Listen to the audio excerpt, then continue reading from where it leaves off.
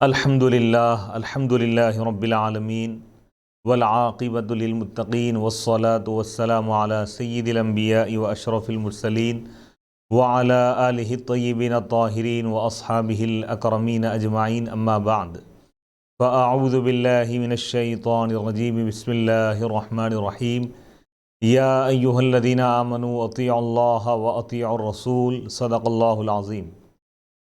ناظرین کرام، باب العلم انواریہ ایجوکیشنل سوسائٹی و جامعہ انواریہ کے زیر اہتمام YJS چینل پر حضرت سیدنا امام جعفر صادق رضی اللہ تعالیٰ عنہ کی مشہور و معروف کتاب کنز الاحادیث کا سلسلے وار درس اور ویڈیو ریکارڈنگ کے طور پر یہ پیش کیا جا رہا ہے۔ اس سے پہلے کچھ تمہیدی کلمات آپ حضرات کی خدمت میں پیش کیے جا رہے ہیں۔ یہ جو مشہور و معروف کتاب ہے کنز الاحادیث، یہ حضرت سیدنا امام جعفر صادق رضی اللہ تعالیٰ عنہ کی ہے، اور اس کو ترتیب دیا ہے اور اس کا ترجمہ کیا ہے انتخاب المشائخ حضرت العلامہ ابو الخیر سید شاہ محمد انتخاب عالم شہبازی زیدہ مجدہ نے اس کو مرتب کیا ہے۔ یہ سجاد نشین خانقاہ عالیہ شہبازیہ بھالکپور کے مقیم ہے، وہاں کے رہنے والے ہیں، اور اس کتاب کو نشر کیا ہے مولانا ولی العالم اکیڈمی خانقاہ عالیہ شہبازیہ بھاگلپور نے۔ تو ابتدا میں اس کتاب کو پیش کرنے سے پہلے اور اس کا سلسلے وار درس پیش کرنے سے پہلے فضائل اہل بیت کے متعلق مصنف اور مرتب کتاب نے جو چیزیں پیش کی ہیں وہ ناظرین کے گوشے گزار کیے جا رہے ہیں۔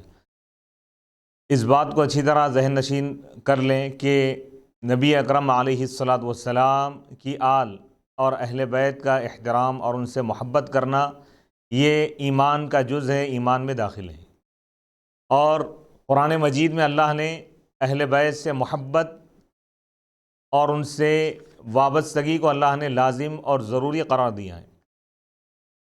اہل بیت کرام کی تعظیم و تکریم در حقیقت رسول اکرم صلی اللہ علیہ وسلم کی تعظیم و تکریم ہے، یعنی اہل بیت کی تعظیم کرنا یہ نبی کی تعظیم کرنے کے برابر ہے۔ اہل بیت کا ذکر رسول اکرم صلی اللہ علیہ وسلم کا تذکار جمیل ہے، یعنی اہل بیت کا ذکر کرنا نبی پاک علیہ الصلاۃ والسلام کا ذکر کرنا ہے۔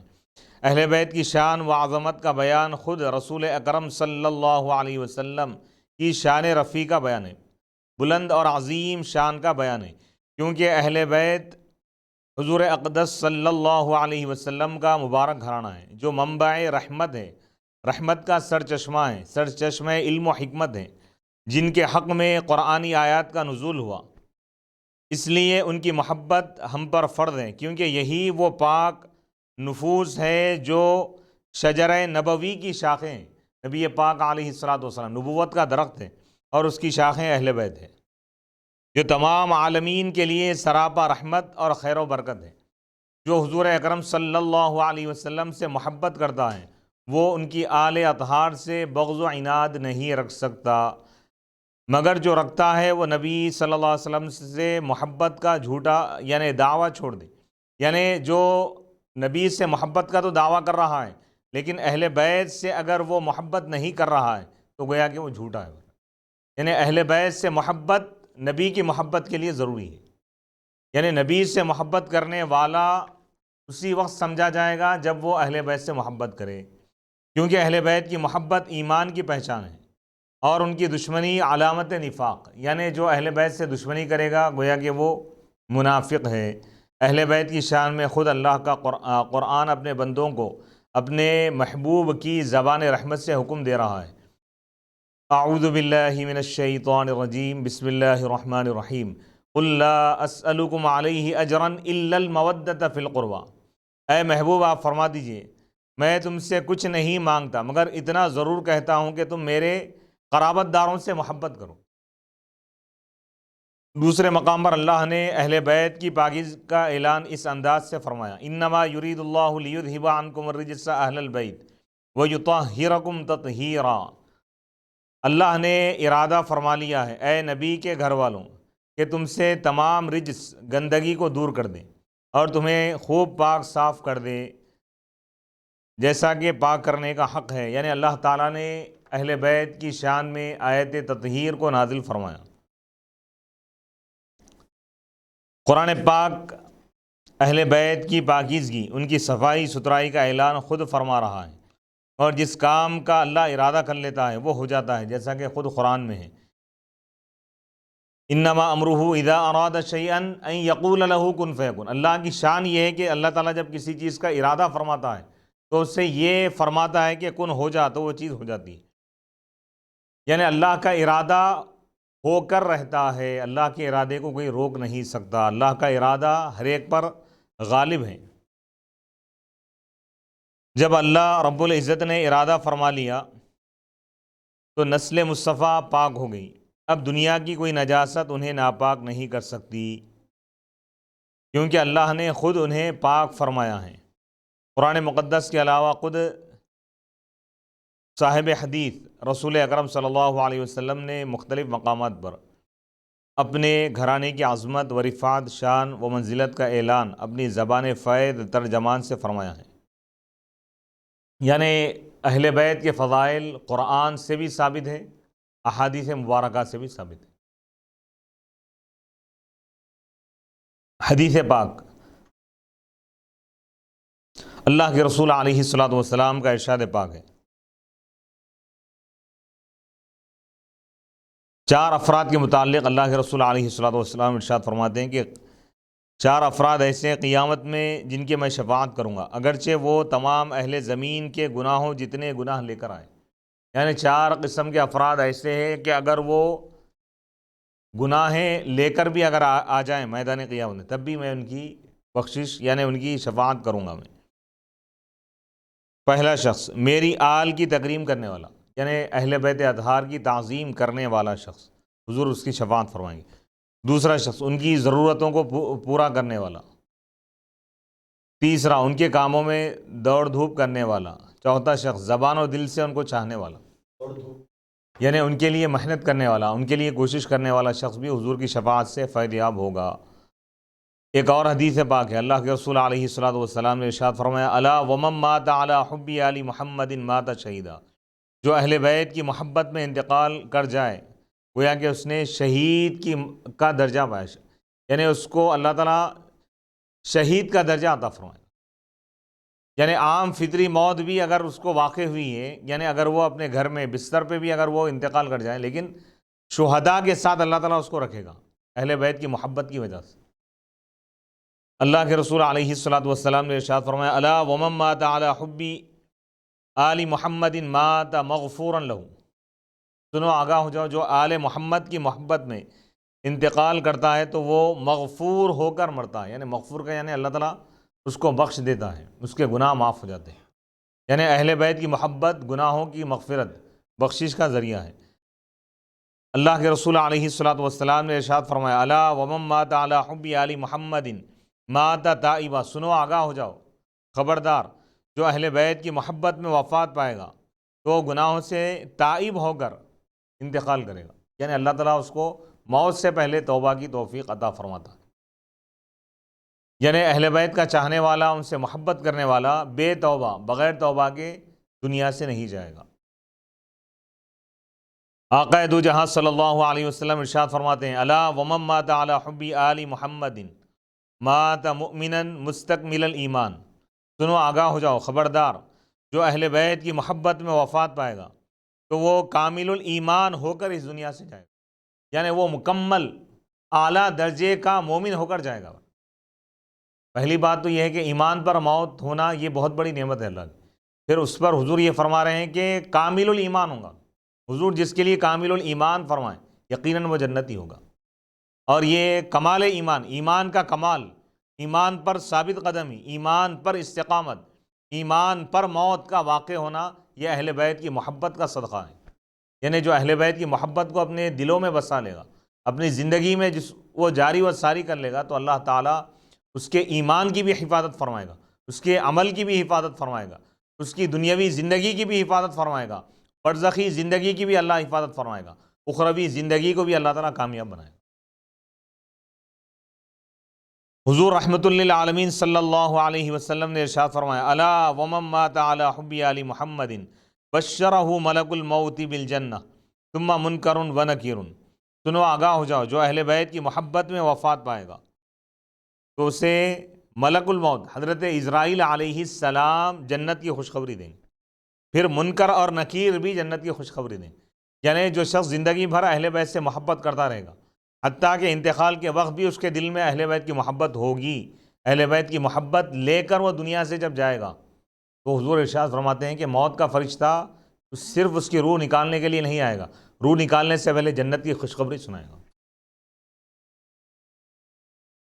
پھر فرما رہے ہیں کہ یہی بات نہیں، جب یہ قبر میں دفن کیا جائے گا اہل بیت کا عاشق، تو قبر میں جو فرشتے سوالات کے لیے آتے ہیں، سوال جواب کے لیے، منکر اور نکیر ان کا نام ہے، تو وہ لوگ سوالات کرنے سے پہلے اس کو جنت کی خوشخبری دیں گے۔ جو امتحان لینے کے لیے آ رہے ہیں وہ کامیابی کا پہلے مزہ سنا رہے ہیں، یعنی پرچہ بعد میں دیا جا رہا ہے لیکن پہلے رزلٹ سنا دیا جا رہا ہے۔ تو یہ اہل بیت کی محبت کا فیضان ہے، یعنی اس کے لیے دنیا سے رخصت ہونے سے پہلے ہی جنت کی بشارت دی جا رہی ہے۔ قبر میں جب وہ جائے گا تو فرشتے وہاں پر بھی اس کو جنت کی خوشخبری سنائیں۔ آقا دو جہاں صلی اللہ علیہ وسلم ارشاد فرماتے ہیں، الا ومن مات علی حب آل محمد فتح لہ فی قبرہ بابان الی الجنہ۔ سنو، آگاہ ہو جاؤ، خبردار، جو آل محمد اہل بیت کی محبت میں انتقال کرے گا تو اس کے لیے اس کی قبر میں جنت کے 2 دروازے کھل دیے جائیں گے۔ اللہ اکبر! صرف جنت کی خوشخبری ہی نہیں بلکہ عملی طور پر جنت کا نظارہ اس کو کرا دیا جائے گا، یعنی جنت کا جو منظر ہے، جنت کی جو کیفیت ہے، جنت کا جو سکون ہے، اللہ تعالیٰ قبر میں اس کو سکون عطا فرمائے۔ فرما رہے ہیں کہ جنت کی ایک نہیں 2 دروازے اس کے لیے کھول دیے جائیں گے۔ اللہ کے رسول علیہ الصلوۃ والسلام ارشاد فرماتے ہیں، الا ومن مات علی حب آل محمد جعل اللہ قبرہ مزار ملائکۃ الرحمہ۔ سنو، آگاہ ہو جاؤ، خبردار، جو اہل بیت کی محبت میں وفات پائے گا، دنیا سے جائے گا اہل بیت کی محبت کو لے کر، تو اللہ تعالیٰ اس کی قبر کو رحمت کے فرشتوں کے لیے زیارت کا مقام بنا دیا۔ یعنی اللہ کی رحمت کے جو فرشتے ہیں، رحمت والے جو فرشتے ہیں، وہ جس طرح حجاج اور عمرہ کرنے والے لوگ کعبے کا طواف کرتے ہیں، آسمان سے رحمت کے فرشتے آ کے اس کے قبر کا طواف کریں گے، زیارت کرتے جائیں گے۔ اللہ اکبر! رحمت کے فرشتے آ کے اس کی زیارت کر رہے ہیں، کیوں؟ کس وجہ سے؟ کیا عمل ہے اس کا؟ اہل بیت کی محبت۔ اہل بیت کی محبت میں دنیا میں رہا، دنیا سے جب جانے کا وقت آیا تب بھی اس کے دل میں اہل بیت کی محبت تھی، اہل بیت کی محبت میں انتقال ہوا، اہل بیت کی محبت پر اس کا خاتمہ ہوا، تو اس کے لیے اللہ تعالیٰ فرشتوں کو بھیج رہا ہے، فرشتے اس کے قبر کی زیارت کر رہے ہیں۔ اللہ کے رسول علیہ الصلوۃ والسلام ارشاد فرماتے ہیں، الا ومن مات علی حب آل محمد مات علی السنۃ والجماعہ۔ سنو، آگاہ ہو جاؤ، جو اہل بیت کی محبت میں انتقال کرے گا تو وہ مسلک حق اہل سنت والجماعت پر اس کا انتقال ہوگا، اس کا خاتمہ، یعنی خاتمہ بالخیر کی ضمانت دی جا رہی ہے۔ عقائد حق، اللہ کے رسول فرما رہے ہیں کہ جو اہل بیت سے محبت کرتے ہوئے انتقال کر جائے، اہل بیت سے محبت میں اس کو اگر موت آ جائے، اہل بیت کی محبت میں اس کا اگر انتقال ہو جائے تو اس کا خاتمہ بالخیر ہوا، نجات پانے والا جو فرقہ ہے اہل سنت والجماعت، اس پر اس کا خاتمہ ہوا۔ یہ تفسیر کبیر کے حوالے سے یہ احادیث مبارکہ پیش کیے گئے ہیں۔ یہ ساری خوشخبریاں، بشارتیں ان خوش نصیبوں کے لیے جو اہل بیت اطہار اور خاندان نبوت سے رشتے غلامی استوار رکھتے ہیں، یعنی درست اور مضبوط کر لیتے ہیں، جن کا لمحہ لمحہ خاندان رسالت کی محبت میں بسر ہوتا ہے، ان کی محبت و الفت میں گزرتا ہے، وہ اپنے ہر قول و فعل اور تقریر و تحریر سے اہل بیت کی محبت کا اظہار کرتے ہیں۔ جو خاندان رسالت اور اہل بیت سے بغض و حسد رکھتے ہیں اور اپنے قول و فعل، تقریر و تحریر سے اہل بیت کی شان میں گستاخیاں کرتے ہیں، ان کے لیے چند احادیث کا ذکر کر دینا ضروری ہے۔ یعنی جو اپنے ہر عمل کے ذریعے اہل بیت سے عداوت اور دشمنی کا اظہار کر رہے ہیں، ان کے لیے انتہائی خطرناک معاملات ہے، ان کے لیے یعنی بدبختی ہے، تاکہ وہ بھی دیکھ لیں کہ اہل بیت سے دشمنی کتنی مہنگی پڑتی ہے۔ حضور فخر کائنات سرور کائنات صلی اللہ علیہ وسلم ارشاد فرماتے ہیں، الا ومن مات علی بغض آل محمد جاء یوم القیامہ مکتوبا بین عینیہ آئس من رحمت اللہ۔ سنو، آگاہ ہو جاؤ، جو اہل بیت کی دشمنی میں مرے گا تو وہ قیامت کے دن اس حال میں آئے گا کہ اس کے دونوں آنکھوں کے درمیان لکھا ہوا ہوگا کہ یہ شخص اللہ کی رحمت سے محروم ہے، مایوس ہے۔ یعنی اللہ کی رحمت سے مایوس کون ہوگا؟ کافر ہوگا۔ تو یعنی اللہ کی رحمت نہیں ملے گی اس کو، جو اہل بیت سے دشمنی رکھتا ہے، جو اہل بیت کو برا بھلا کہتا ہے، جو اہل بیت کی شان میں گستاخی کرتا ہے، یا اہل بیت کو کمتر سمجھتا ہے، معمولی سمجھتا ہے، یا ان کا ادب نہیں کرتا، ان کا احترام نہیں کرتا، تو اس کے لیے انتہائی بدبختی ہے اس کے لیے۔ دوسرے مقام پر آپ نے ارشاد فرمایا، الا ومن مات علی بغض آل محمد مات کافرا، یہاں تک آپ نے ارشاد فرمایا۔ حضور فرماتے ہیں کہ جو اہل بیت کی دشمنی اور بغض میں مرے گا تو وہ کافر مرے گا، ایمان پر رہ سکتا ہوں۔ جو اہل بیت سے دشمنی کرے گا، اگر توبہ نہیں کرے گا تو قوی امکان یہ ہے کہ وہ ایمان سے ہٹ جائیں گے۔ ایمان کو اگر بچانا ہے تو اہل بیت سے وابستہ رہنا ضروری ہے۔ خدا تک پہنچنے کے لیے محبت رسول ضروری، اور محبت رسول کے لیے اہل بیت کی محبت ضروری۔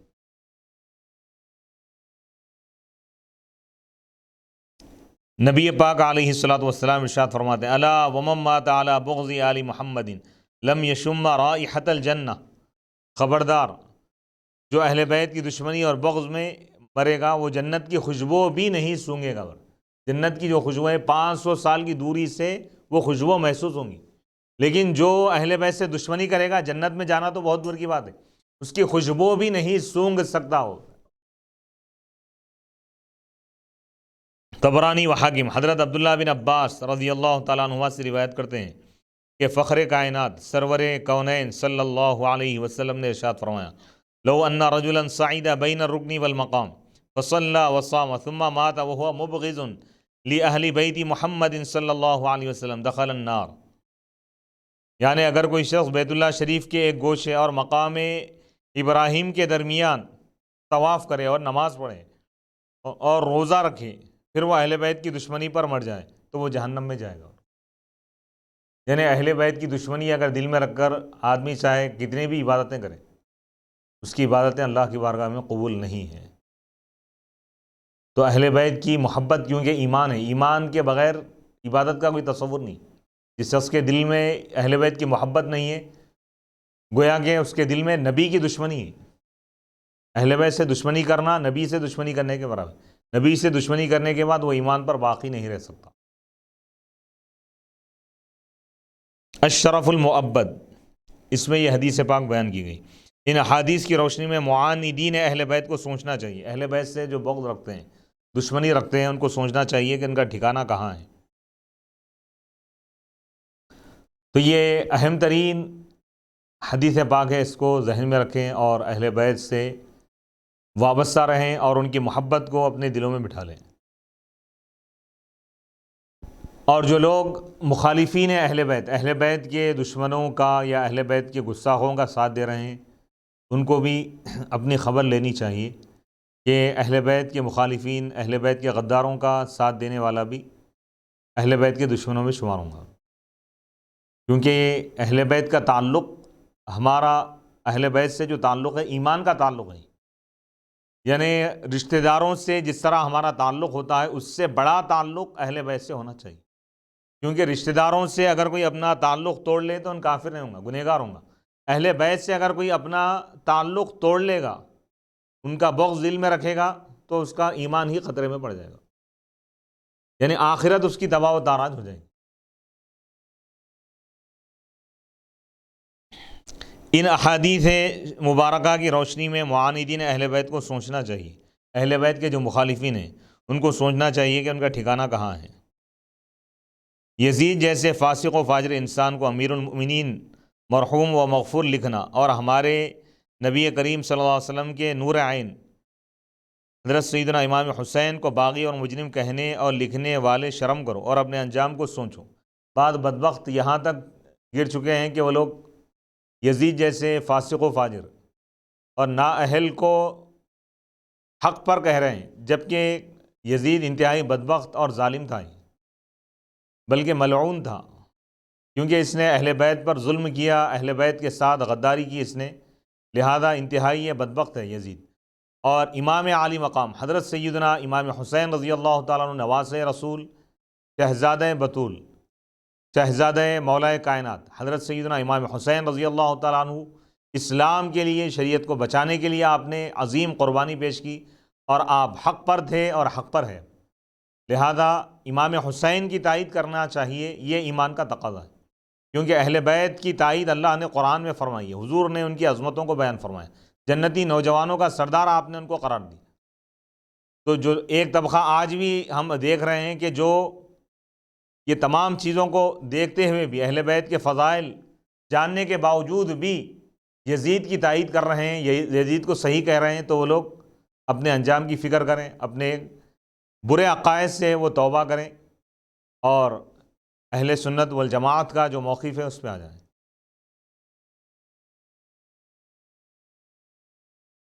اور نبی پاک علیہ الصلاۃ والسلام کے جو اہل بیت ہیں یہ سفینہ نجات ہیں۔ حضور نے ارشاد فرمایا کہ میرے اہل بیت کی مثال حضرت نوح علیہ السلام کی کشتی کی طرح ہے، فمن رکیبہ نجا، جو اس میں سوار ہو گیا وہ نجات پایا، اور جو اس سے پیچھے رہ گیا، اس کشتی کو چھوڑ دیا، وہ غرق ہو گیا، یعنی وہ دنیا کے طوفان میں یا گمراہی کے طوفان میں وہ ڈوب گیا ہے۔ تو عزیزان گرامی، یہ نبی پاک علیہ الصلاۃ والسلام نے یہ جو مثال بیان کی ہے بالکل برحق نہیں ہے۔ جو اہل بیت سے کٹ گیا گویا کہ وہ جہنم میں چلا گیا، کیونکہ اہل بیت ہی قیامت تک حق کی پہچان اور حق کے علم بردار ہیں۔ نبی پاک علیہ الصلاۃ والسلام نے خطبہ حجۃ الوداع میں ارشاد فرمایا کہ میں تم میں دو ایسی چیزیں چھوڑ کر جا رہا ہوں، عظیم چیزیں، اگر تم اس کو تھامے رہو گے، اس کو اختیار کر لو گے، اس کے دامن سے وابستہ ہو جاؤ گے، تو تم کبھی گمراہ نہیں ہوں گے۔ آپ نے فرمایا ایک چیز اللہ کی کتاب ہے، قرآن مجید، قرآن کے تعلیمات کو، قرآنی تعلیمات کو تم تھام لو۔ ایک ہاتھ میں قرآنی تعلیمات ہو، دوسرے ہاتھ میں اہل بیت کا دامن ہو۔ اگر کوئی قرآن تھام لیا لیکن اہل بیت کو چھوڑ دیا تو بھی وہ گمراہ ہے۔ تو نبی پاک علیہ الصلاۃ والسلام نے یہاں تک فرمایا کہ یہ قرآن اور اہل بیت ہمیشہ ساتھ رہیں گے۔ جہاں قرآن ہے وہاں اہل بیت، جہاں قرآن ہے وہاں پر اہل بیت، جہاں اہل بیت ہے وہاں قرآن۔ آپ نے فرمایا یہاں تک کہ وہ حوض کوثر پر مجھ سے ملاقات کریں، یعنی جو اہل بیت کے دامن کو تھام لیا قیامت تک بھٹک نہیں سکتا۔ حوض کوثر پر وہ لوگ اس شخص کو پہنچا دیں، حضور سے اس کو ملا دیں گے، یعنی نبی تک پہنچنا ہے تو آل نبی کے دامن کو تھامنا، یعنی اہل بیت سے وابستگی۔ یہ بتا رہے ہیں کہ اس میں گارنٹی ہے، حضور ضمانت دے رہے ہیں کہ جو اہل بیت سے وابستہ ہو جائے گا تو یقیناً حوض کوثر پر وہ مجھ سے ملاقات کرے گا۔ جو اہل بیت کے ساتھ ہوگا وہ حضور علیہ الصلاۃ والسلام کے دست مبارک سے جام کوثر بھی نوش کرے گا۔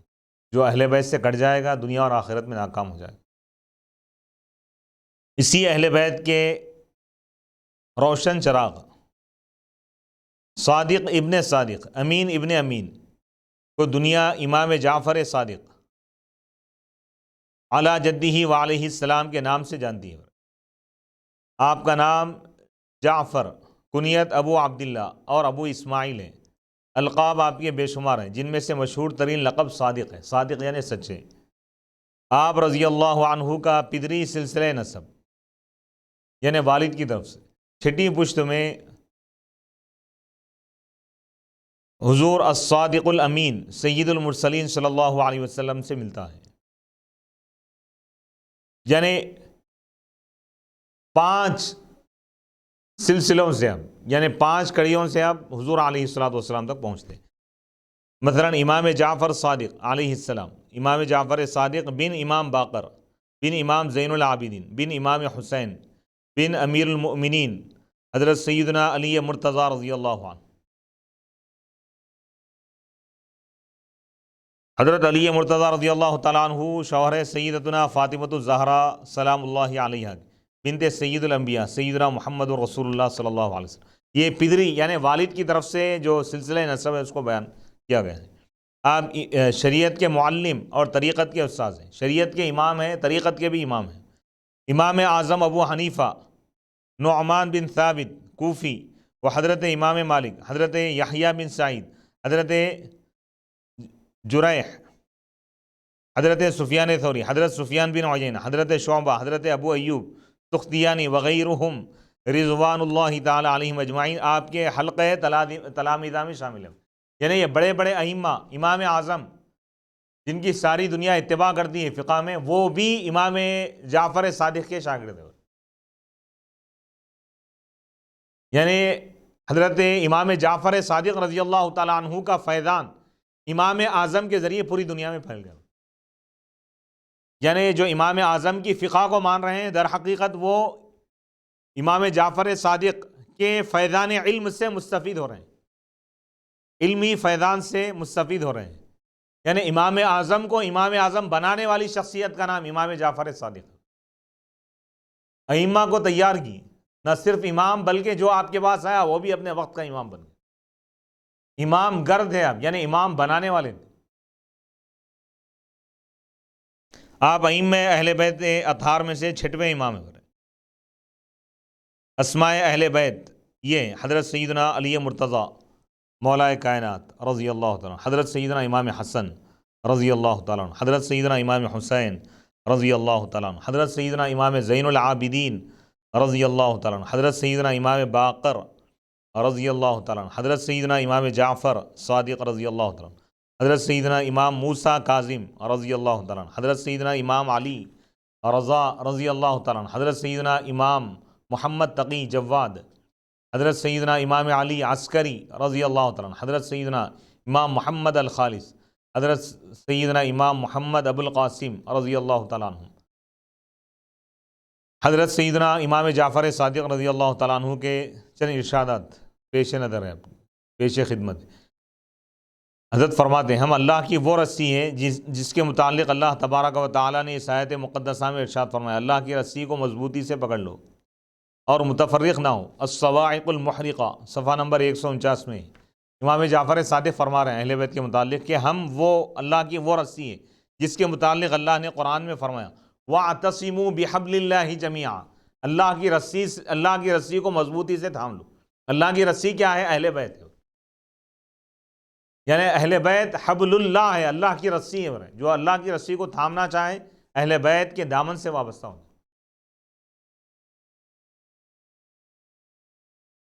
ایک بار امام اعظم ابو حنیفہ رضی اللہ تعالیٰ عنہ سے دریافت فرمایا: عاقل کون ہے؟ امام اعظم نے عرض کی: جو خیر اور شر میں تمیز کرے۔ امام اعظم سے امام جعفر صادق نے پوچھا کہ عقل مند کون ہے؟ تو امام اعظم نے فرمایا کہ جو اچھائی اور برائی میں فرق کرے، تمیز کرے۔ آپ نے فرمایا: یہ تو جانوروں کو بھی حاصل ہے کہ وہ پیار اور مار میں تمیز کرتے ہیں۔ امام اعظم نے عرض کی: حضور ارشاد فرمائیے، آپ بتائیے۔ آپ نے فرمایا: عاقل وہ ہے جو دو خیروں میں خیر الخیر کو اپنائے اور شر میں سے ہلکے شر کو پہچانے، یعنی اگر مضطر ہو جائے تو ہلکے شر کو اختیار کرے۔ جیسا کہ یعنی آپ نے کیا فرمایا؟ دو چیزیں ہیں اس کے سامنے، دونوں بھی اچھی ہیں، لیکن اس میں زیادہ اچھی کون سی چیز ہے اس کو اختیار کرنے والا عقل مند ہے۔ اور دو شر ہیں، دو چیزیں اس کے سامنے ہیں، کبھی اگر ایسے چیزیں اس کے سامنے آ جائیں کہ دونوں بھی بری ہیں اور ان مجبور ہیں، تو جب کیا کریں؟ تو دونوں میں سے جو کم درجے کی برائی ہے اس کو اختیار کریں، مجبوری کی صورت میں۔ برائی سے تو بچنا ہے لیکن مجبوری کی صورت میں، جیسا کہ حدیث پاک میں ارشاد فرمایا: من ابتلی ببلیتین فلیختر اسہلہما۔ اللہ کے رسول علیہ الصلوۃ والسلام ارشاد فرماتے ہیں کہ جو دو آزمائشوں میں مبتلا ہو جائیں تو دونوں میں سے جو آسان ہے اس کو اختیار کریں۔ حضرت امام جعفر صادق رضی اللہ تعالیٰ عنہ نے فرمایا: جو کہے خدا کسی چیز پر ہے اور کسی چیز سے ہے وہ کاذب ہے، یعنی وہ جھوٹا ہے۔ یعنی اللہ تعالیٰ کسی چیز کا محتاج نہیں ہے، مکان جگہ سے پاک ہے، اللہ تعالیٰ لا مقام ہے اللہ تعالیٰ۔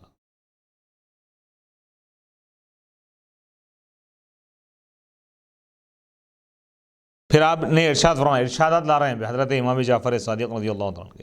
آپ فرماتے ہیں کہ جو گناہ کہ ابتدا اس کی خوف سے ہو اور انتہا اس کی عذر توبہ پر ہو تو وہ خدا تک پہنچاتا ہے. یعنی ابتدا میں کوئی شخص کوئی گناہ کر رہا ہے لیکن اس کے دل میں خوف تھا، لیکن جب گناہ کیا، گناہ کے اختتام پہ توبہ کرا، نادم ہو گیا، تو آپ فرماتے ہیں کہ بظاہر یہ تو ان گناہ کیا لیکن اس کی وجہ سے اس کو اللہ کا قرب ملا. کیسے قرب ملا؟ گناہ سے تو قرب نہیں ملتا، یعنی گناہ پر توبہ کرنے کی وجہ سے ہو رہا ہے. جو شرمندہ ہو گیا اور توبہ کیا، آنسو بہایا، یہ ادا اللہ کو پسند آتی. جو عبادت کی ابتدا اس کی امن خدا سے بے خوفی پر ہو اور انتہا اس کی غرور پر ہو، وہ خدا سے دور کرتی ہو. یعنی کیا بولنا چاہ رہے ہیں؟ کوئی شخص عبادت تو کر رہا ہے، عبادت کر رہا ہے لیکن اللہ کے عذاب کا اس کے دل میں خوف نہیں ہے، بے خوف ہو گیا. عذاب کا کوئی اس کے دل میں خوف نہیں ہے اور اس حالت میں عبادت کر رہا ہے، اور عبادت کے اختتام میں اس کے دل میں غرور پیدا ہو گیا، تکبر پیدا ہو گیا، خود پسندی پیدا ہوئی. تو فرما رہے ہیں کہ عبادت کا جو اختتام ہوا، انجام کیا ہوا اس کا؟ یعنی تکبر اور خود پسندی پہ ہوا، تو یہ چیز اس کو جہنم میں پہنچاتی ہو. یعنی آپ یہ فرما رہے ہیں کہ بعض عبادت گزار وہ ہے عبادت کر کے بھی گنہگار ہو رہے ہیں، اور بعض گنہگار وہ ہے جو گناہ گار ہو کر بھی اللہ کے قریب ہو رہے ہیں. تو معلوم یہ ہوا کہ انسان کی دلی کیفیت میں اداروں میں جو اپنے آپ کو معمولی سمجھے گا، حقیر سمجھے گا اور اللہ کی بارگاہ میں توبہ کرتا رہے گا، گناہوں پر نادم ہوگا، تو اللہ تعالیٰ اس کو اپنا مقرب فرماتا ہے. یہ معرفت کی باتیں ہیں. آپ نے فرمایا کہ مطیع مغرور گنہگار ہے اور گنہگار باعذر معترف گناہ مطیع. حضرت امام جعفر صادق رضی اللہ تعالیٰ عنہ تصوف کی بات بیان کرتے ہوئے فرماتے ہیں کہ اطاعت کرنے والا، عبادت گزار،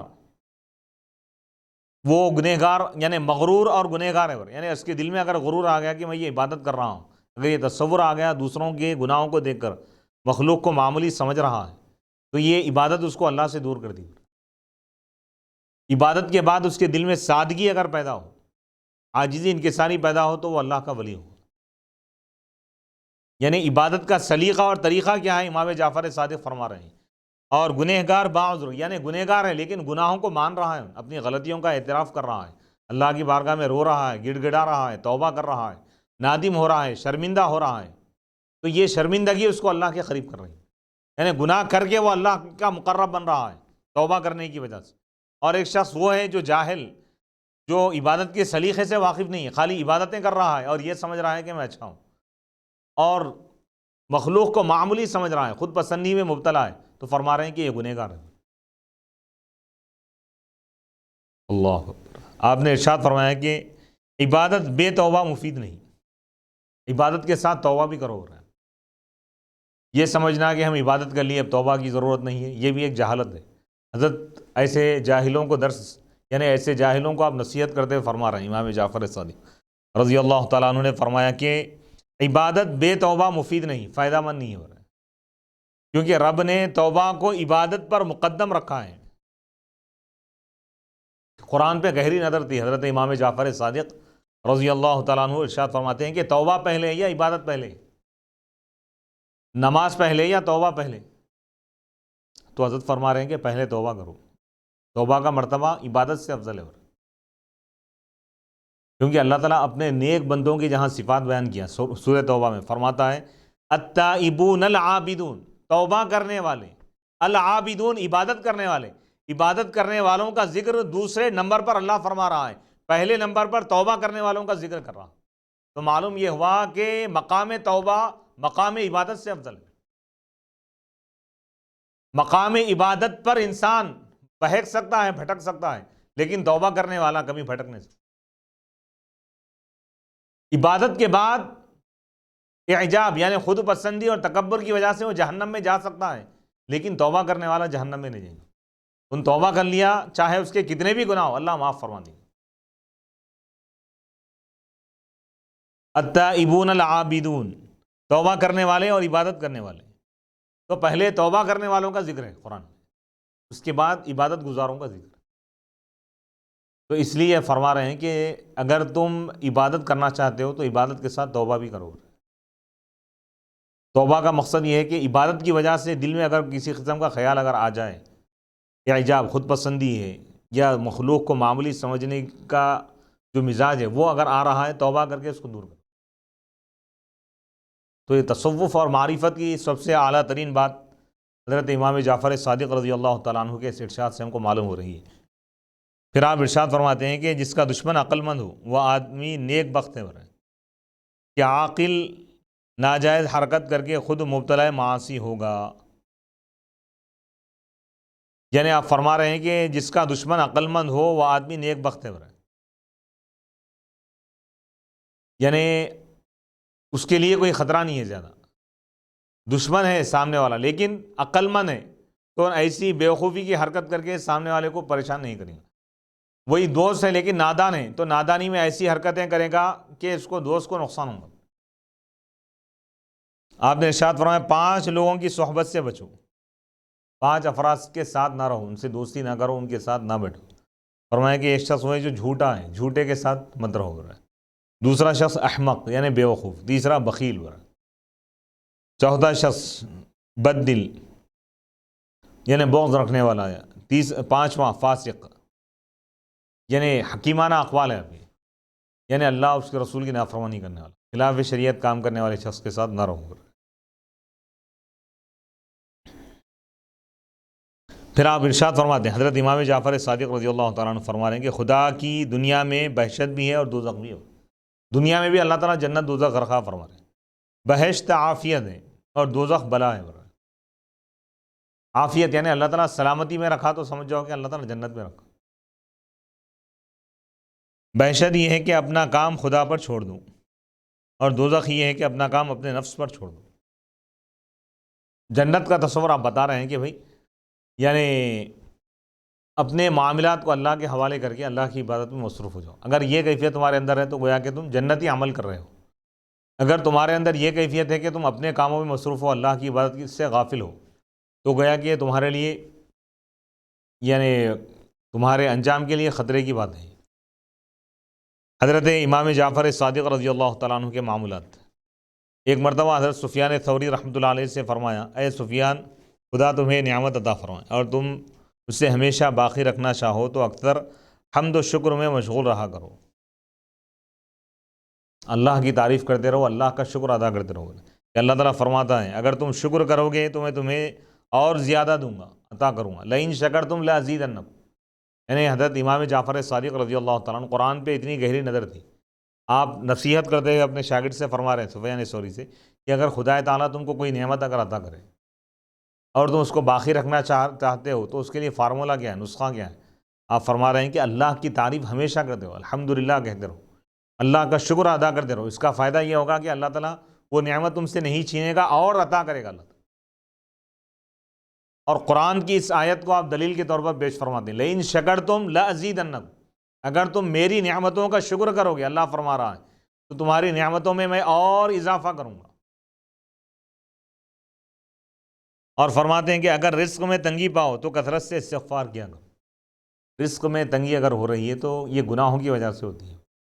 استغفار یعنی استغفر اللہ، یہ کثرت سے پڑھ دو۔ تنگی یعنی رزق میں برکت نہیں ہے، پیسہ ناکافی ہو رہا ہے یا قرضوں میں مبتلا ہو رہے ہیں، تو ایسے وقت پہ کیا کرنا چاہیے؟ حضرت امام جعفر صادق فرماتے ہیں کہ استغفار کثرت سے کرو۔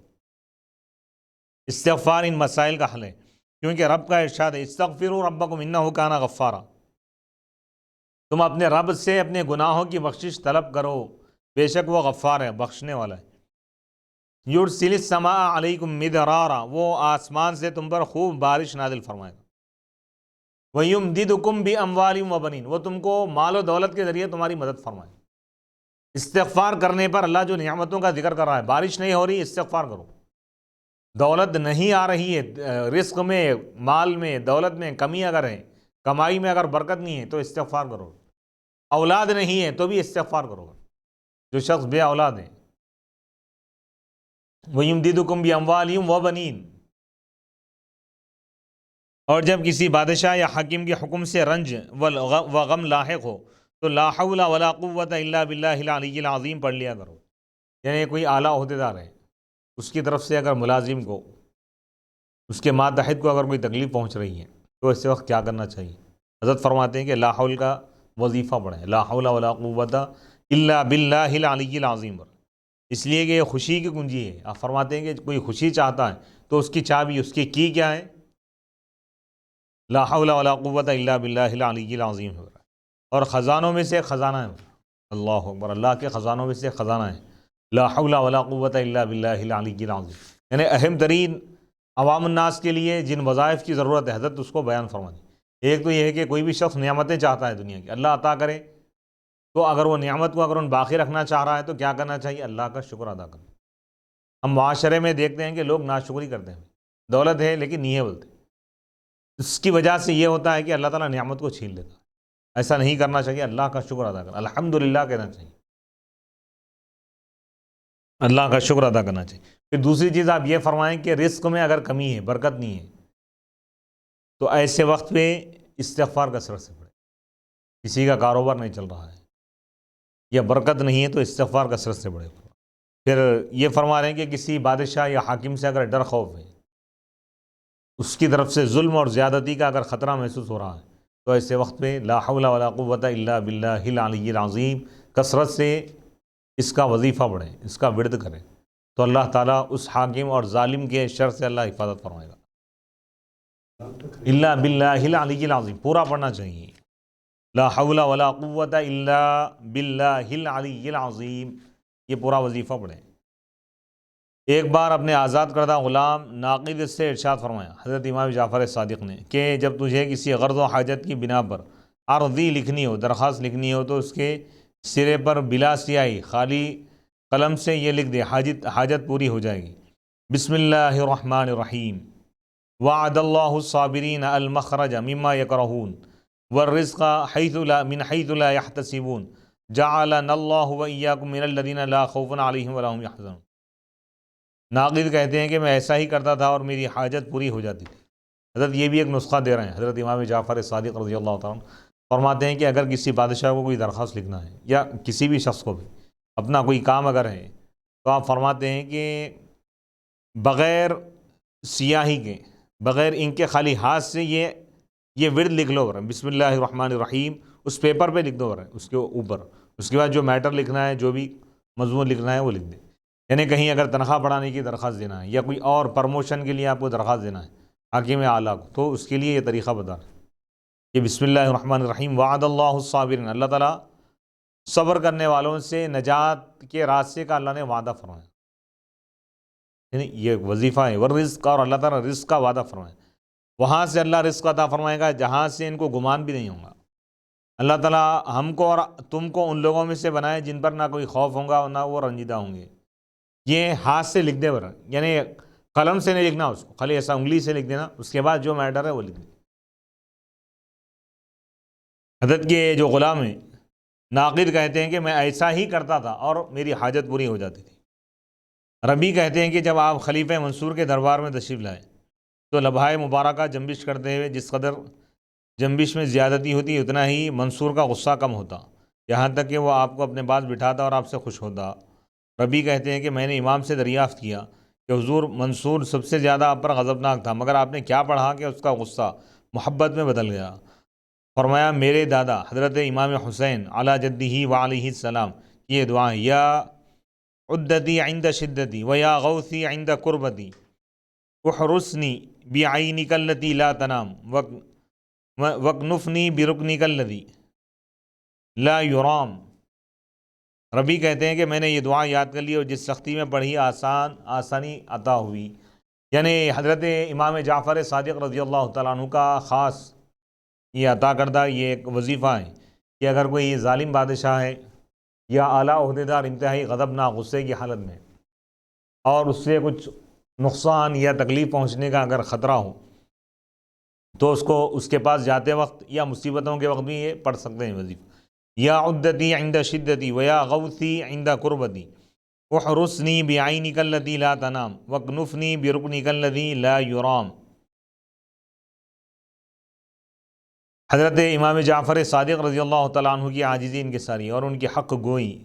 ایک بار حضرت امام جعفر صادق رضی اللہ تعالیٰ عنہ اپنے غلاموں سے فرمایا کہ آؤ ایک دوسرے سے بیعت کریں اور عہد کریں کہ ہم میں سے جو بھی قیامت کی نجات پائے وہ سب کی شفاعت کریں۔ انہوں نے عرض کی کہ اے ابن رسول، آپ کی دادا شفیع دو عالم ہیں، آپ کی نانا، آپ کو ہماری شفاعت کی کیا ضرورت؟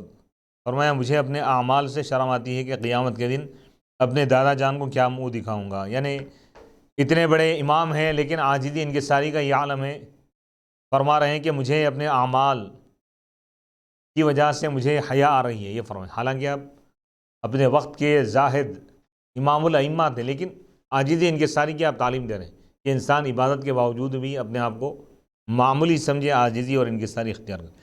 ایک بار آپ خلیفہ منصور کے دربار میں رونق افروز تھے، مکھیاں بار بار خلیفہ کے منہ پر بیٹھتی تھی۔ خلیفہ نے جھنجھلا کر کہا، اے ابو عبداللہ، حضرت امام جعفر صادق کی کنیت ہے، اے ابو عبداللہ، اللہ تعالیٰ نے مکھی کو کیوں پیدا کیا؟ آپ نے فرمایا ظالموں اور مغروروں کو ذلیل کرنے کے لیے۔ حضرت امام جعفر صادق رضی اللہ تعالیٰ عنہ کے کرامات۔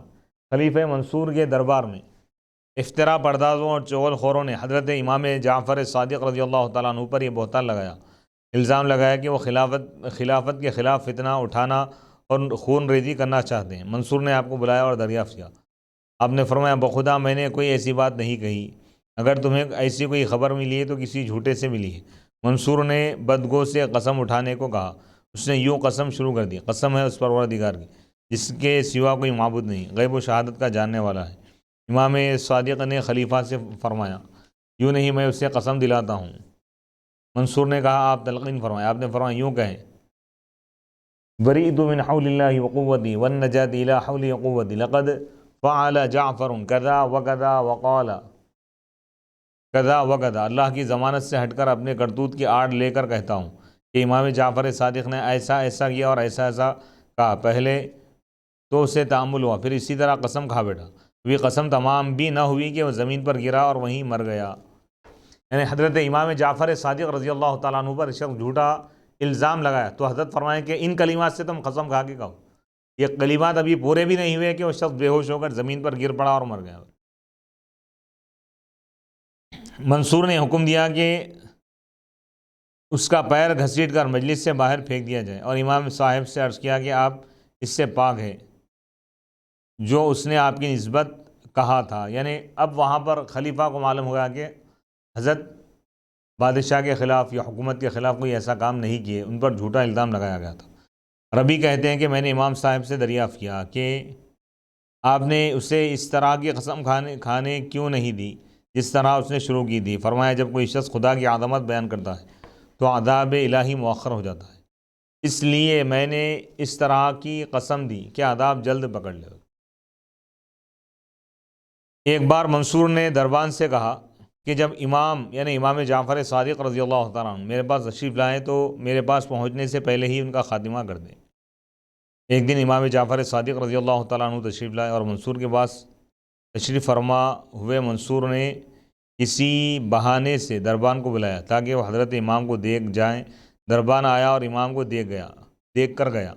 جب آپ تشریف لے گئے منصور دربان پر خفا ہوا اور کہا کہ میں نے تجھے کیا حکم دیا تھا؟ دربان نے قسم سے بیان کیا کہ میں نے انہیں صرف آپ کے پاس رونق افروز دیکھا، اس کے علاوہ آتے جاتے دیکھا ہی نہیں۔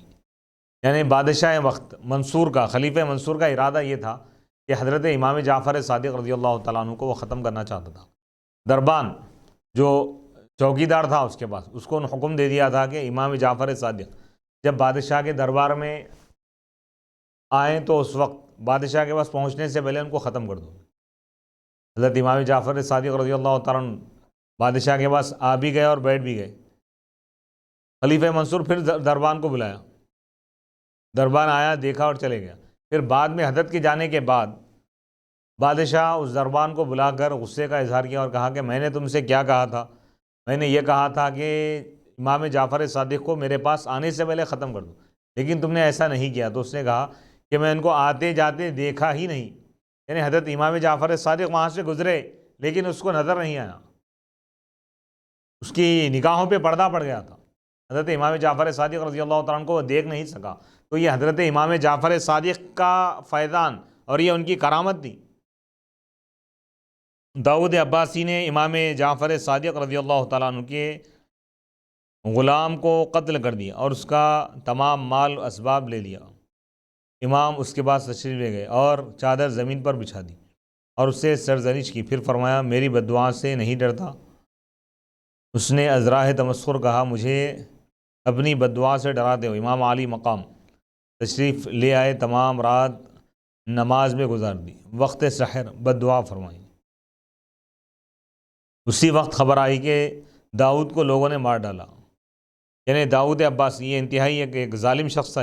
حضرت امام جعفر صادق رضی اللہ تعالیٰ عنہ کے غلام کو ناحق اس نے قتل کر دیا، اور حضرت جب اس کے لیے بددعا فرمائے تو وہ شخص ختم ہو گیا۔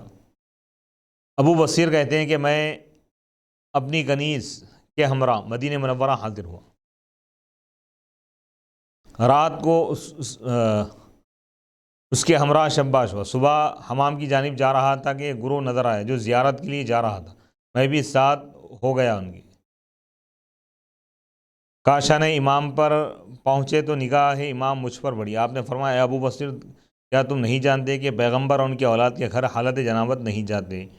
ابو بصیر نے عرض کی حضور یہ گروہ حاضر ہو رہا تھا، میں ڈرا کہ مبادہ دولت زیارت ہاتھ سے نہ نکل جائے، اب توبہ کرتا ہوں اور آئندہ ایسا نہ ہوگا۔ یعنی ابو بصیر یہ شخص جو ہے ناپاک تھا، اسی حالت میں حضرت امام جعفر صادق رضی اللہ تعالیٰ عنہ کی بارگاہ میں ان کی خدمت میں حاضر ہو گیا، جو لوگ حضرت سے ملاقات کے لیے جا رہے تھے۔ تو حضرت جب اس کو دیکھے اور فرمائے کہ اے ابو بصیر، پیغمبر اور آل پیغمبر، رسول اور آل رسول سے ملاقات کے لیے اس طرح جنابت کی حالت میں نہیں آتے۔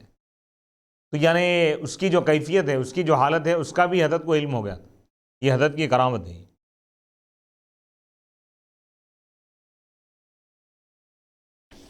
ایک شخص نے مکہ مکرمہ میں ایک چادر خریدی اور عزم کیا، ارادہ کیا کہ اسے با احتیاط رکھوں گا تاکہ میرے مرنے کے بعد کفن میں کام آئے۔ جب عرفہ سے مزدلفہ پہنچا تو چادر کھو گئی، چادر گم ہو گئی۔ بہت افسوس ہوا اس شخص کو۔ صبح مزدلفہ سے منی آیا اور مسجد خیف میں اقامت کی، یعنی رہا۔ یکایک ایک شخص آیا اور کہنے لگا تمہیں امام جعفر صادق رضی اللہ تعالیٰ عنہ طلب فرماتے۔ وہ وہاں پہنچا، سلام عرض کیا، بیٹھا تو امام صادق نے فرمایا، امام جعفر صادق رضی اللہ تعالیٰ عنہ نے فرمایا کیا میں تمہیں ایک چادر دوں جو مرنے کے بعد کفن میں تمہارے کام آیا؟ اس شخص نے عرض کیا ہاں۔ اے امام میری چادر کھو گئی ہے۔ غلام کو حکم فرمایا، اس نے چادر حاضر کی، بعینی ہی وہی چادر تھی جو کھو گئی تھی۔ آپ نے فرمایا لے لو اور خدا کا شکر ادا کرو۔ یعنی آپ کا چاہنے والا تھا یہ شخص جو ہے، حضرت امام جعفر صادق رضی اللہ تعالیٰ عنہ کا چاہنے والا تھا، چادر کھو گئی، یہ شخص پریشان حیران تھا۔ حضرت اس کو بلائے اور ایک چادر دے دی، تو بعینی ہی وہی چادر تھی۔ یعنی حضرت امام جعفر صادق رضی اللہ تعالیٰ عنہ کا یہ فیضان اور کرامت تھی کہ آپ اپنے چاہنے والوں کی مدد فرماتے ہیں، ان کے حالات سے واقف ہوتے ہیں۔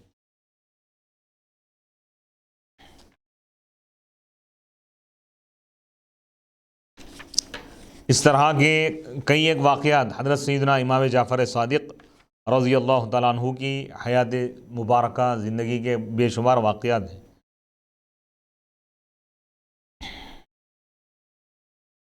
حضرت سیدنا امام جعفر صادق رضی اللہ تعالیٰ عنہ کے متعلق ایک اور واقعہ بیان کیا جاتا ہے کہ ایک صاحب جو حج کر چکے تھے، ایک حاجی صاحب حضرت امام جعفر صادق رضی اللہ تعالیٰ عنہ کی خدمت اقدس میں حاضر ہوئے اور عرض کیے میں حج کے لیے جا رہا ہوں، یہ 10,000 درہم لیجیے، حج کرنے سے پہلے کی بات، اور میرے لیے ایک مکان خرید لیجیے کہ بعد فراغ حج، یعنی حج سے فراغت کے بعد میں لوٹ کر مع اہل و عیال اس میں اقامت کروں گا، یعنی رہوں گا۔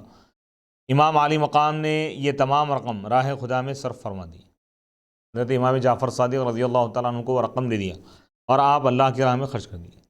جب وہ حاجی صاحب لوٹے اور حضرت امام جعفر صادق رضی اللہ تعالیٰ عنہ کی خدمت میں حاضر ہوئے تو امام جعفر صادق رضی اللہ تعالیٰ عنہ نے فرمایا حاجی صاحب میں نے آپ کے لیے جنت میں مکان خرید لیا ہے جو ایک سمت سے حضور اقدس صلی اللہ علیہ وسلم کے کاشانہ اقدس سے ملتا ہے، دوسری سمت سے مولا کائنات حضرت سیدنا مولا علی رضی اللہ تعالیٰ عنہ کے شبستان معلیٰ سے ملتا ہے، اور تیسری طرف حضرت امام حسن رضی اللہ تعالیٰ عنہ کے مقدس قصر انور محل سے اور چوتھی جانب حضرت سیدنا امام حسین رضی اللہ تعالیٰ عنہ کے محل اطہر سے اس کا تعلق ہے۔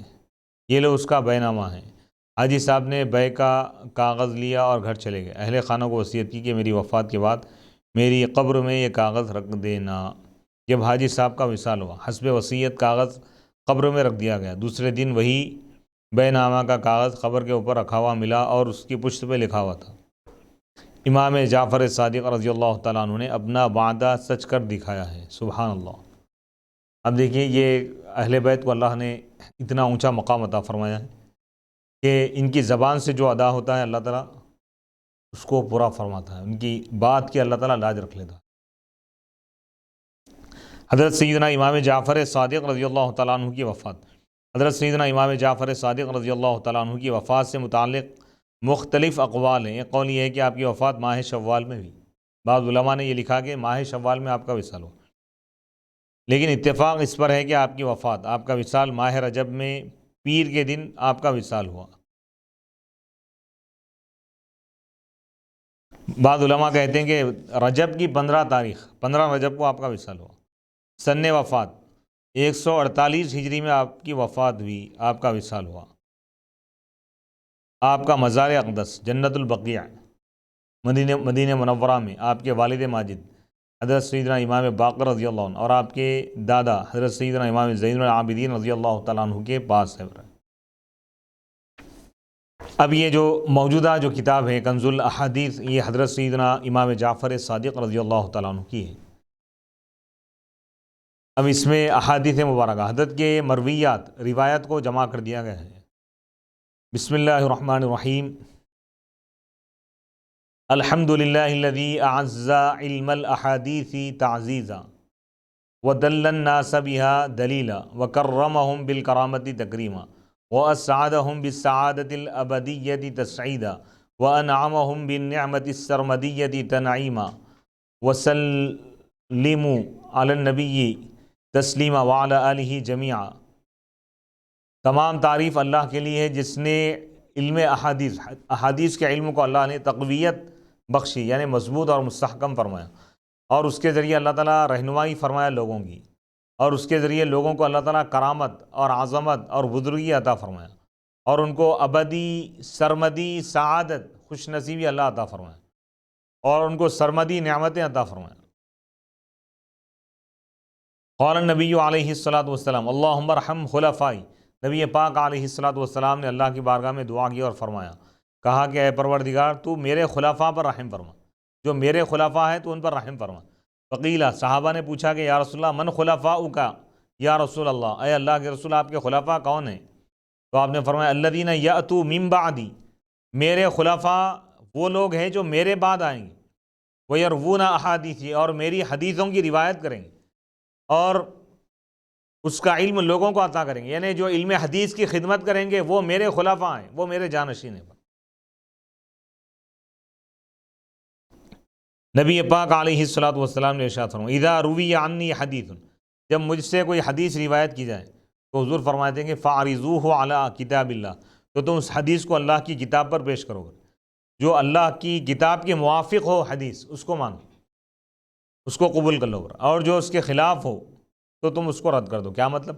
یعنی حضور یہ اصول بتا رہے ہیں کہ بعد والے لوگ، ہو سکتا ہے کہ کچھ لوگ احادیث کو اپنی طرف سے گھڑ کر حضور کی طرف منسوب کر دیں گے، تو ایسے وقت پہ امت کو آپ طریقہ بتا رہے ہیں کہ جو حدیث ہوگی قرآن کے موافق ہوں گی، قرآن کے خلاف نہیں ہوں گی حدیث، تو قرآن کے موافق جو حدیثیں ہیں اس کو تسلیم کرو۔ الباب الاول، حضرت امام جعفر صادق رضی اللہ تعالیٰ عنہ باب اول بیان فرما رہے ہیں۔ اس میں کئی ابواب ہیں، اس کتاب میں کئی ابواب میں اس کو ترتیب دے دیا گیا ہے،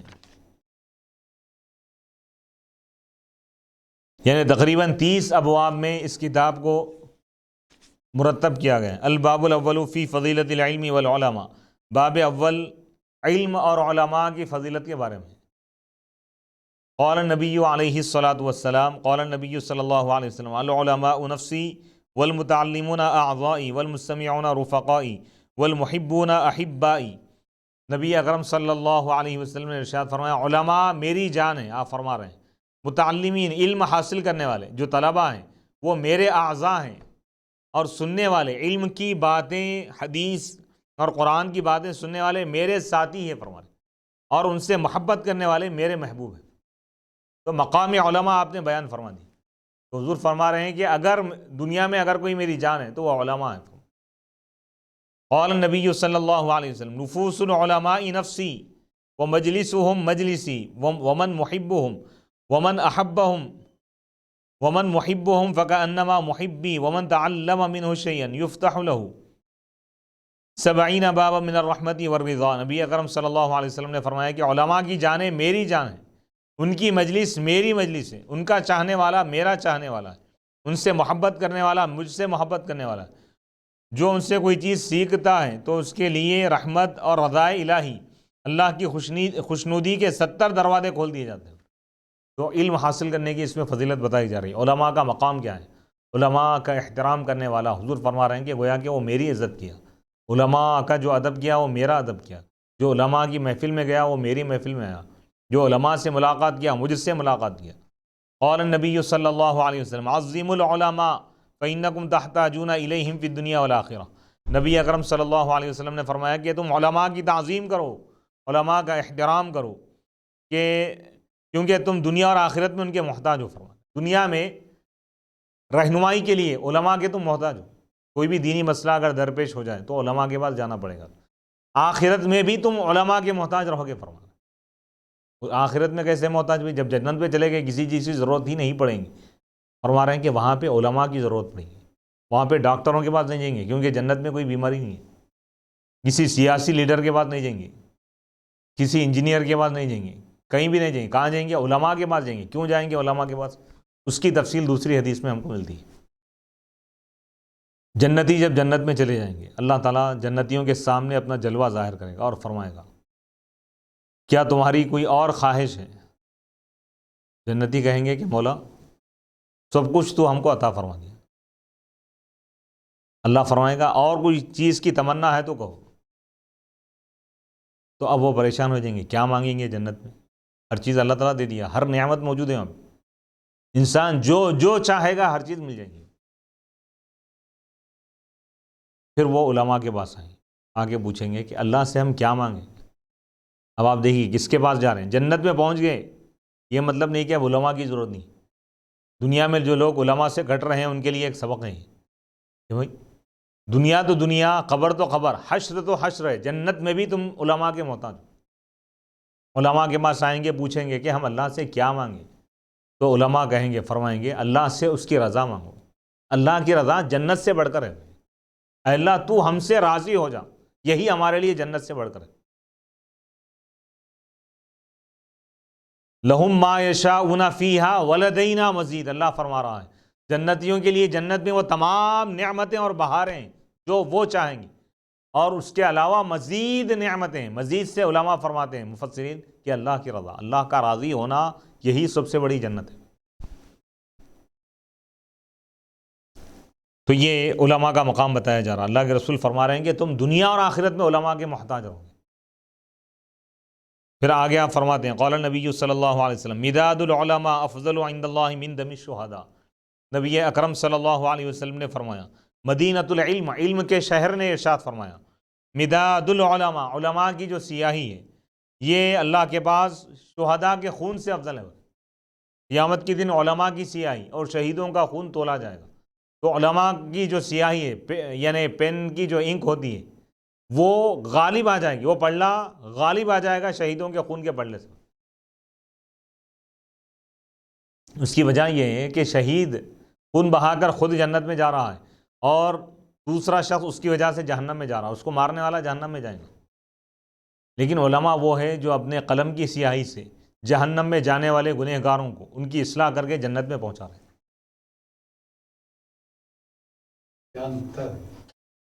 قال النبی صلی اللہ علیہ وسلم یوزن یوم القیامت مداد العلماء، اللہ کے نبی صلی اللہ علیہ وسلم نے فرمایا قیامت کے دن علماء کی سیاہی تولی جائیں گی مع دم الشہداء، شہداء کے خون کے ساتھ، فیترجح مداد العلماء، تو علماء کی سیاہی غالب آ جائے گی شہداء کے خون پر۔ وَيَدْخُلُونَ الْجَنَّةَ قَبْلَ الشُّهَدَاءِ، اور علماء شہداء سے پہلے جنت میں داخل ہوئے، کیونکہ شہید اپنی جان قربان کر کے خود اپنے آپ کو جنتی بنا رہا ہے، لیکن علماء اپنی سیاہی صرف کر کے، اپنی زندگیوں کو صرف کر کے ایک عالم کو، امت کے بڑے طبقے کو جنتی بنا رہے ہیں، اصلاح کرتے ہوئے دین کی حفاظت کر رہے ہیں، دین کی اشاعت کر رہے ہیں، اسلام کو زندہ کر رہے ہیں۔ العلم حیات الاسلام، علم اسلام کی زندگی ہے۔ اسلام کو اگر زندہ رکھنا ہے تو اسلام دولت سے زندہ نہیں رہتا، علم سے زندہ رہتا ہے۔ علم حاصل کرو، علم کو دوسروں تک پہنچاؤ۔ نبی اکرم صلی اللہ علیہ وسلم نے ارشاد فرمایا، فضل العالم علی العابد کفضل القمر لیلۃ البدر علی سائر الکواکب۔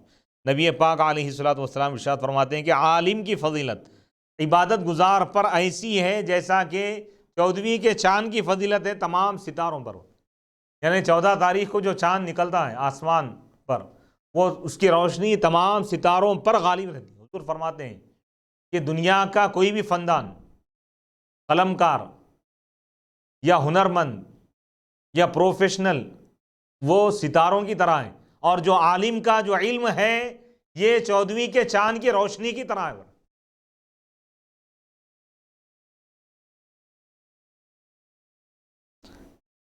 پھر آپ فرماتے ہیں فضل العالمی کفضلی علی امتی۔ نبی پاک علیہ الصلوۃ والسلام فرماتے ہیں کہ عالم کی فضیلت غیر عالم پر، عبادت گزاروں پر ایسی ہے جیسا کہ میری فضیلت ہے پوری امت پر۔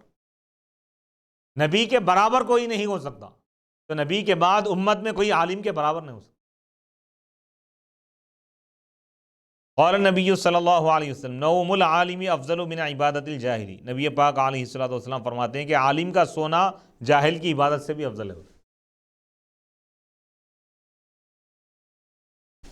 نبی پاک علیہ الصلوۃ والسلام ارشاد فرماتے ہیں کہ العلم شیء طاہر لا یستقر الا ببطن طاہر۔ حضور فرماتے ہیں کہ علم ایک پاک چیز ہے، پاکیزہ نعمت ہے، یہ نہیں ٹکتی نہیں رہتی مگر پاکیزہ شخص کے دل میں۔ یعنی علم کا عطا کیا جانا، کسی کو علم ملنے کا مطلب یہ ہے کہ اس کا دل پاک ہے، اللہ اس کو چن لیا۔ قال نبی صلی اللہ علیہ وسلم العلم حصن لا يدخلہ اللہ الا حبیبہ۔ نبی پاک علیہ الصلوۃ والسلام فرماتے ہیں کہ علم ایک قلعہ ہے، اس میں اللہ داخل نہیں کرتا مگر اپنے محبوب کو۔ علم کے قلعے میں اللہ اسی کو داخل کرتا ہے جس سے اللہ محبت فرماتا ہے۔ دنیا کا کوئی بھی پروفیشنل بن جانا، پروفیشن اختیار کر لینا، وہ اللہ کے محبوب ہونے کی دلیل نہیں، لیکن علم ایک ایسی نعمت ہے کہ اس کا مل جانا محبوب الہی ہونے کی علامت ہے۔ دولت اور بادشاہت اللہ فرعون و نمرود کو دیا، لیکن علم محبوب خدا کو اللہ نے عطا فرمایا۔ محمد عربی کو علم عطا کیا، خلفائے راشدین کو علم عطا کیا، صحابہ اور اہل بیت مولا کائنات کو علم عطا کیا۔ تو معلوم یہ ہوا کہ علم کا عطا ہونا یہ اللہ کی خاص مہربانی اور رحمت کی نشانی ہے۔ قال النبی صلی اللہ علیہ وسلم تعلموا العلم۔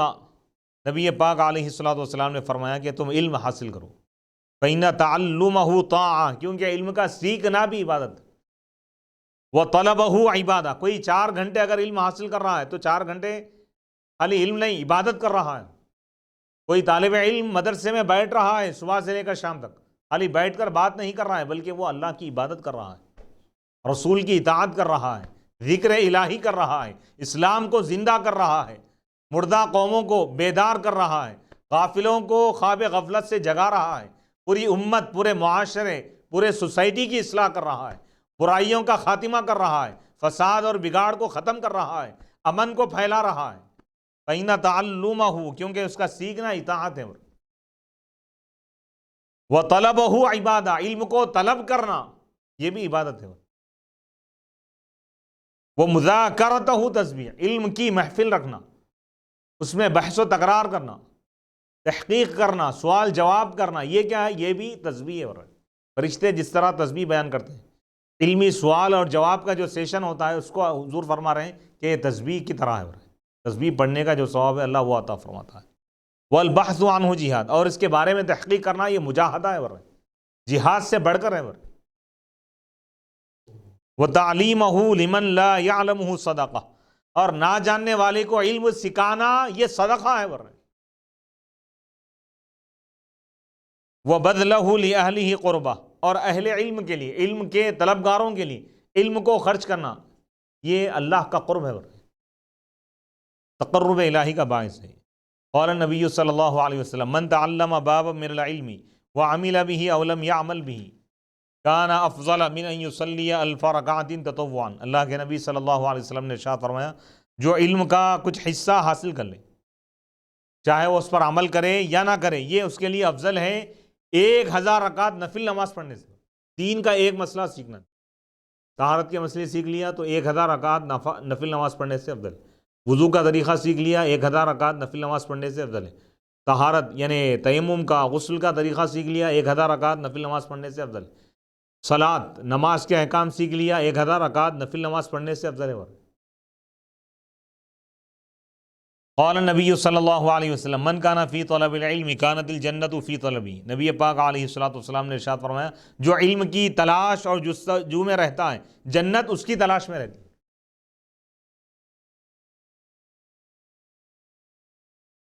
پہلا باب انشاءاللہ اختتام پہ، اس کے بعد انشاءاللہ ہم دوسرا باب شروع کریں گے، چند احادیث رہ گئی ہیں۔ قال النبی صلی اللہ علیہ وسلم الفکر فی العلم یعدل بالصیام ومدارستہ بالقیام۔ نبی پاک علیہ الصلوۃ والسلام نے فرمایا علم کے بارے میں غور و فکر کرنا، جستجو کرنا، تحقیق میں جانا، یہ روزوں کے برابر ہے۔ کوئی عالم بیٹھ کر کسی مسئلے کے بارے میں غور و فکر کر رہا ہے اور ایک شخص وہ ہے جو دن بھر بھوکا اور پیاسا ہے، حضور فرماتے ہیں اس روزے دار سے بڑھ کر مقام اس کا ہے، کیونکہ اس کے ایک شخص کے مسئلے اور تحقیق کی وجہ سے آنے والی پوری امت کو فائدہ ہو، اس کے روزے سے صرف اس کی ایک ذات کو فائدہ ہے۔ اور اس کا علم حاصل کرنا، علم کے لیے مصروف ہو جانا، یہ قیام اللیل سے افضل ہے۔ اللہ اکبر۔ قال النبی صلی اللہ علیہ وسلم متعلما کسلان افضل عند اللہ من 70 قیام، یعنی رات بھر عبادت کرنے سے افضل من 70 عابدا قائم اللیل وصائم۔ نبی پاک علیہ الصلوۃ والسلام نے ارشاد فرمایا سست کاہلی کرنے والا طالب علم بھی طلب ہے لیکن کم درجے کی، یہ افضل ہے 70 عبادت گزاروں سے۔ اللہ کے پاس 70 عبادت گزار ایسے جو دن میں روزہ رکھتے ہیں، رات میں قیام کرتے ہیں، عبادت کرتے ہیں، ان سے ایک ادنا طالب علم افضل ہے۔ وہ سا جو زیادہ محنت نہیں کرتا، کم محنت کرنے والے کا یہ حال ہے تو زیادہ محنت کرنے والے گولڈ میڈلسٹ کا کیا حال ہوگا؟ اس کا درجہ تو اور اعلیٰ ہوگا۔ جو جتنے زیادہ نمبرات سے کامیاب ہوگا وہ اللہ اس کے رسول کے بعد اتنا مقرب ہے۔ حضور فرما رہے ہیں، تو ایسے لوگوں کی ہم کو قدر کرنی چاہیے۔ بسم اللہ الرحمن۔ قال النبی صلی اللہ علیہ وسلم علیکم بالعلم۔ اللہ کے نبی صلی اللہ علیہ وسلم فرماتے ہیں کہ تم اپنے اوپر علم کو لازم کر لو، علم سیکھنا۔ فإنہ اساس الدین، کیونکہ یہ دین کی بنیاد ہے۔ فرما دین کی بنیاد جہالت پہ نہیں ہے، دین کی بنیاد علم پر ہے، ایجوکیشن پہ۔ ودلیل علی رب العالمین، دین کی بنیاد بھی ہے اور رب العالمین کی طرف رہنما بھی ہے۔ فرما یعنی علم یہ خدا تک پہنچا دیتا ہے، خدا کی صفت ہے۔ کسی نبی کو یا کسی ولی کو اللہ تعالیٰ جاہل نہیں رکھا، اللہ سب کو علم عطا فرما۔ جو اللہ کا محبوب ہوگا کسی جاہل کو اللہ اپنا محبوب نہیں بناتا۔ جتنے بھی اللہ کے محبوبین ہیں اگر ان کی فہرست ہم دیکھیں سب علم سے وابستہ ہیں۔ نبی پاک علیہ الصلوۃ والسلام نے ارشاد فرمایا خیر الدنیا والآخرہ العمل مع العلم وشر الدنیا والآخرہ مع الجہل۔ نبی پاک علیہ الصلوۃ والسلام نے ارشاد فرمایا دنیا اور آخرت کی تمام خوبیاں علم کے ساتھ عمل کرنا ہے، اور دنیا اور آخرت کی یعنی برائی خرابیاں کیا ہیں؟ جاہل رہنا ہے۔ یعنی آدمی کو علم حاصل کرنے کا موقع نہیں ملا تو کم از کم بعد میں کسی اور سورس سے علم حاصل کرنا چاہیے، جہالت کی حالت میں نہیں رہنا چاہیے۔ فرما رہا قال النبی صلی اللہ علیہ وسلم ان قلیل العمل مع العلم کثیر وکثیر العمل مع الجہل قلیل۔ نبی پاک علیہ الصلوۃ والسلام نے ارشاد فرمایا تھوڑا عمل، علم کے ساتھ تھوڑا عمل کر لینا یہ زیادہ ہے، اور جہالت کے ساتھ زیادہ عمل کرنا بھی تھوڑا ہے، فائدہ نہیں ہوگا۔ بھائی کیونکہ خدا کی عبادت کر رہے ہیں تو خدا کو پہچان کے عبادت کرنا چاہیے۔ خدا کا مقام کیا ہے، کہ جو تسبیح ہم پڑھ رہے ہیں کیا مطلب ہے اس کا، ہر چیز کو سمجھ کر اگر پڑھیں گے، عبادت کریں گے تو زیادہ ثواب ملے۔ الحمدللہ 30 ابواب میں سے پہلا باب مکمل ہو گیا۔ انشاءاللہ اگلی نشست میں ہم دوسرا باب شروع کریں گے۔ وصلی اللہ تعالیٰ علی خیر خلقہ سیدنا محمد و آلہ و اصحابہ اجمعین والحمدللہ رب العالمین۔